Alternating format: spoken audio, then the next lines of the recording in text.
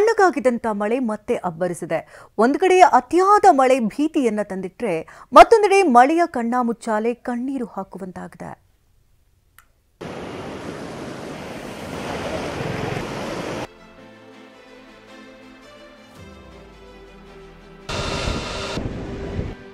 ಬಿಡುವು ನೀಡಿದ್ದ ಮಳೆ ಮತ್ತೆ ಆರ್ಭಟ ಶುರು ಮಾಡಿದೆ. ನಿಟ್ಟುಸಿರು ಬಿಟ್ಟಿದ್ದ ಜನರಲ್ಲಿ ಭೀತಿ ಆವರಿಸಿದೆ. ಮಳೆ ಅವಾಂತರಕ್ಕೆ ಜನ ತತ್ತರಿಸಿ ಹೋಗ್ತಿದ್ದಾರೆ.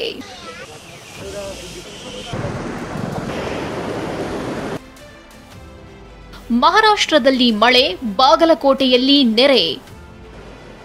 ಮಹಾರಾಷ್ಟ್ರದಲ್ಲಿ ಮಳೆ ಅಬ್ಬರಿಸುತ್ತಿದ್ದು ಘಟಪ್ರಭಾ ನದಿ ಭೋರ್ಗರೆಯುತ್ತಿದೆ. ಬಾಗಲಕೋಟೆ ಜಿಲ್ಲೆಯ ಮುಧೋಳ, ರಬಕವಿ ಬನಹಟ್ಟಿ ತಾಲೂಕಿನ ಘಟಪ್ರಭಾ ನದಿ ತೀರದ ಗ್ರಾಮಗಳಲ್ಲಿ ಮತ್ತೆ ಪ್ರವಾಹದ ಭೀತಿ ಶುರುವಾಗಿದೆ. ಮಾಚಕನೂರಿನ ಹೊಳೆಬಸವೇಶ್ವರ ದೇವಸ್ಥಾನಕ್ಕೆ ನದಿ ನೀರು ನುಗ್ಗಿ 10 ಅಡಿಯಷ್ಟು ಮುಳುಗಿದೆ.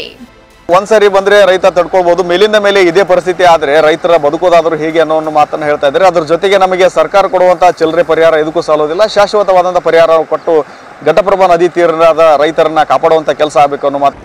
ಚಿಕ್ಕೋಡಿಯ ನದಿ ಪಾತ್ರದಲ್ಲೂ ಮತ್ತೊಮ್ಮೆ ಪ್ರವಾಹ ಆತಂಕ ಮೂಡಿದ್ದು ರೈತರು ದಿಕ್ಕೆಟ್ಟು ಕೂತಿದ್ದಾರೆ. ಚಿಕ್ಕೋಡಿ ಉಪವಿಭಾಗದಲ್ಲಿ 2ನೇ ಬಾರಿಗೆ ಪ್ರವಾಹ ಪರಿಸ್ಥಿತಿ ಎದುರಾಗಿದ್ದು ಚಿಕ್ಕೋಡಿ ತಾಲೂಕಿನ ಮಾಂಜರಿ ಮತ್ತು ಬಾವನಸೌದತ್ತಿ ಗ್ರಾಮದ ಬಳಿ ಸಾವಿರಾರು ಹೆಕ್ಟೇರ್ನಲ್ಲಿನ ಕಬ್ಬು ನಾಶವಾಗ್ತಿದೆ.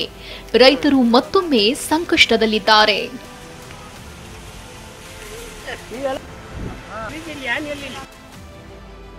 ಶಿರಾಡಿ ಘಾಟ್ನಲ್ಲಿ ಭೂಕುಸಿತ ಭೀತಿ.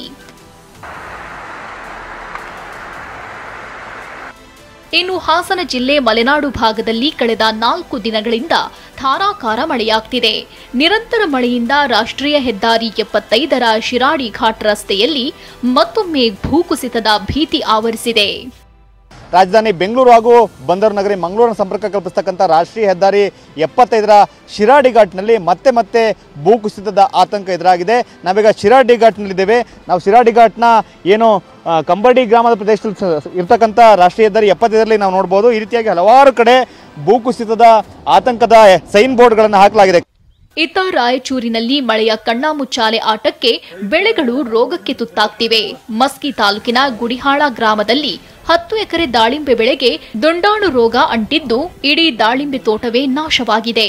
30 ಲಕ್ಷದಷ್ಟು ನಷ್ಟ ಉಂಟಾಗಿದ್ದು ರೈತ ಈರಣ್ಣ ಪರಿಹಾರಕ್ಕಾಗಿ ಆಗ್ರಹಿಸಿದ್ದಾರೆ.